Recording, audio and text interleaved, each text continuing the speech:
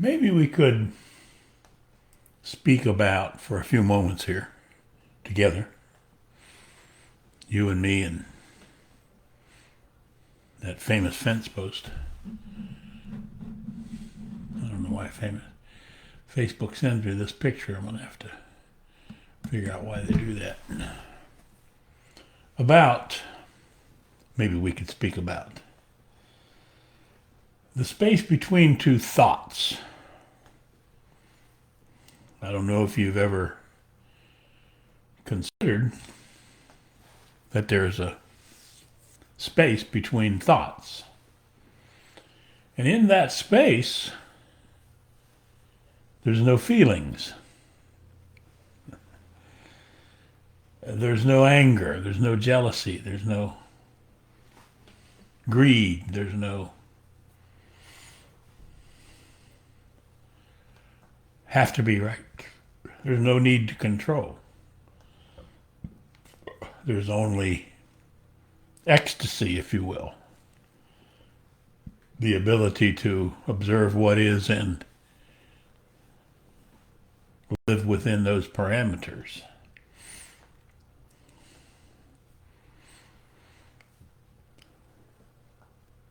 So if you can or would consider the possibility to create for yourself the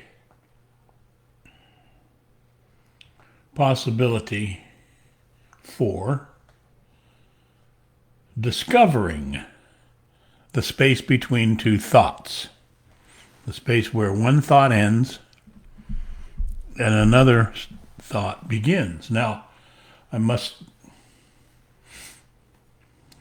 caution you that most of, if not all of the people on planet Earth never see the space between two thoughts because they are in a constant circle. The circle of taking our history, our past, throwing it into our future while we're in the present. In other words, living in the now, what we do is we take our history and throw it into our future. If you can see, if you're doing that in the now, then you're never living in the now. You're always in a perpetual motion of repeating the past. And our past is, or has its core, in violence.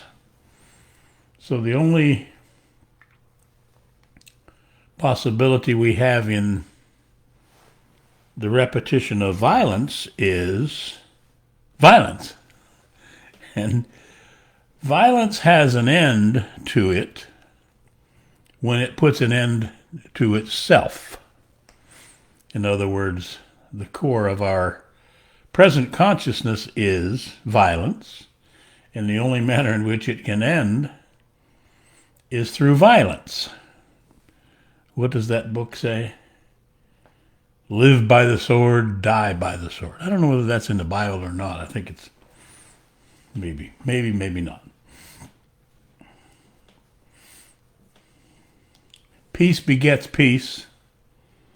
War begets war. Violence begets violence. Living in the space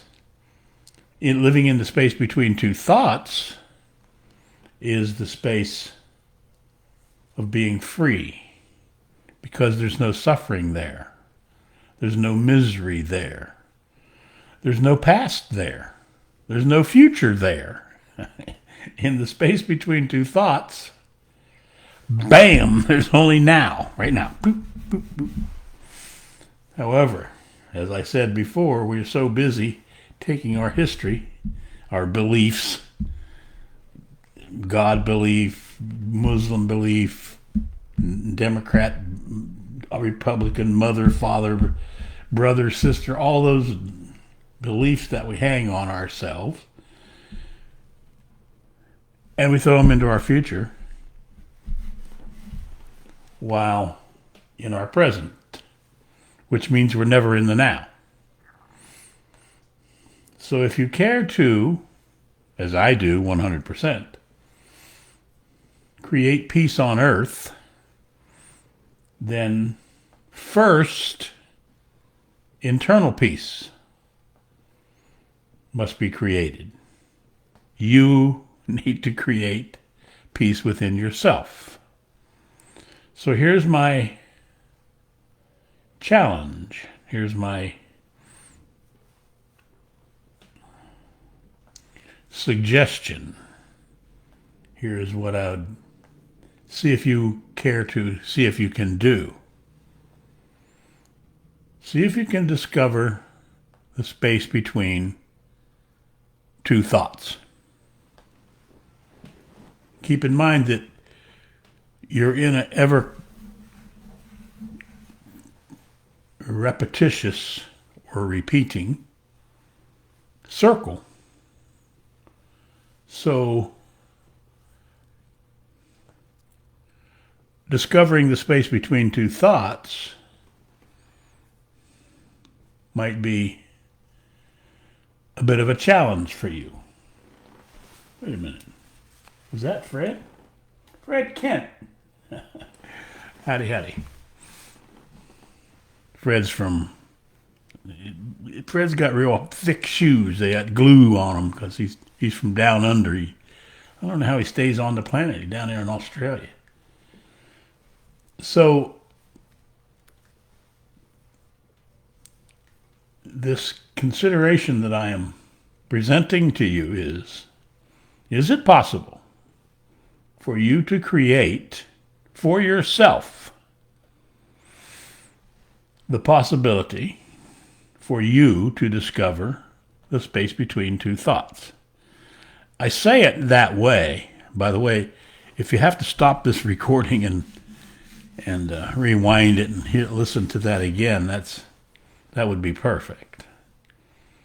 Because I use the words create, not think about, not have thought do it. Because thought cannot create.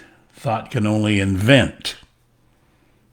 Thought can invent a better Cheerios or maybe a better car or whatever, but thought cannot create in the beginning the car or the Cheerios. That's a function of creation, of intelligence. So that's why I'm suggesting here that you do something wild. Do I sound like Donald Trump? Let's have a wild thing happen here.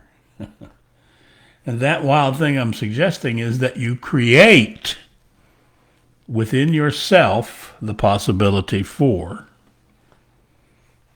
you to discover the space between two thoughts. Now, I must tell you that the initial discovery will be a tiny little thing. The space will be very small between two thoughts. However, in the world of knowledge, thought, and belief, it will be a miracle for you to discover that. That's why I ask for you to create it.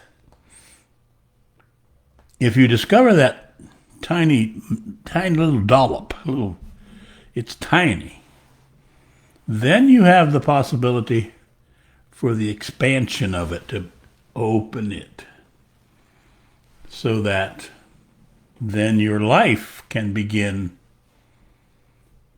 being made manifest come from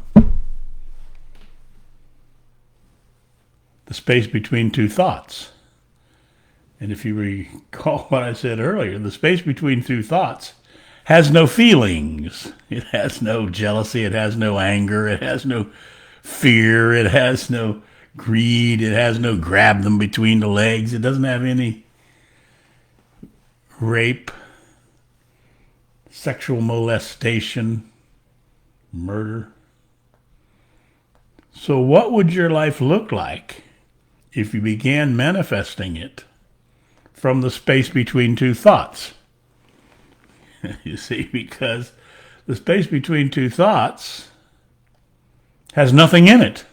There's no anger and jealousy, blah, blah, blah, on and on, all those things that I just elicited. Which means that your life would manifest, essentially, to bring it all down into a tiny little space, from a space that has no violence in it. All thought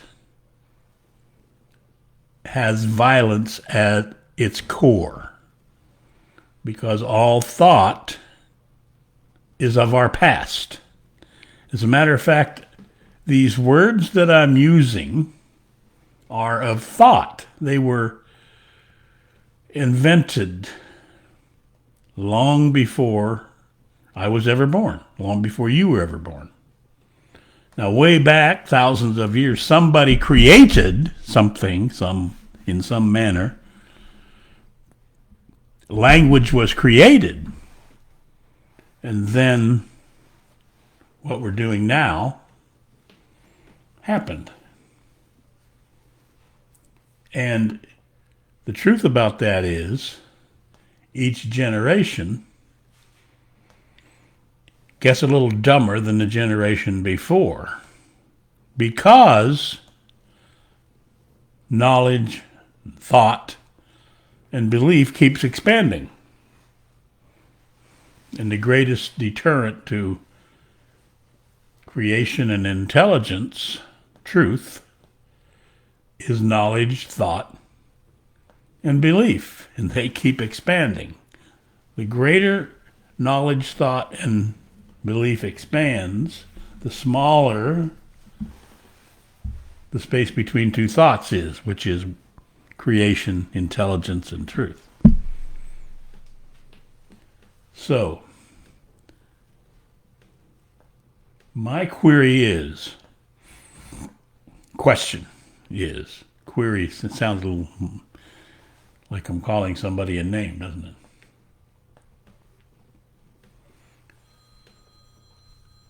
Will you create for yourself the possibility to discover the space between two thoughts? Because that is the space of perfection. That's the place that you're perfect. That's the place where war can end. However, it requires that you create creation. Fred, are you still there listening? I don't know how to. I don't know. I think so. There's no other comments there. All right. So at any rate, the space between two thoughts is a space that has no feelings, because it has no thought. All feelings are in thought. All feelings are a response from living on planet Earth. Okay, Fred. Delighted. I liked your golf story today, too, by the way. All right, you guys. A perfect experience of creating, I wonder if you're listening, create for yourself the possibility for you to discover the space between two thoughts. A thought happens, then there's a little tiny space, and there's a new thought begins. Another thought begins. Watch that, new thought. There's no such thing as new thought. All thought is old. All thought is thousands of years old. And it's bringing itself forward. So please consider that. Thought brings itself forward. It manifests itself from knowledge. And that thought and knowledge, or knowledge and thought, belief, is thousands and thousands of years old. So what is it bringing forth? It's bringing forth the continuous wars, the continuous killing, maimings, and murders, the rapes. If we care to end that, then create the possibility for creation first, and then create the possibility for you to discover the space between two thoughts, because it is ecstasy. It is the space of being perfect, the space where violence disappears. See you.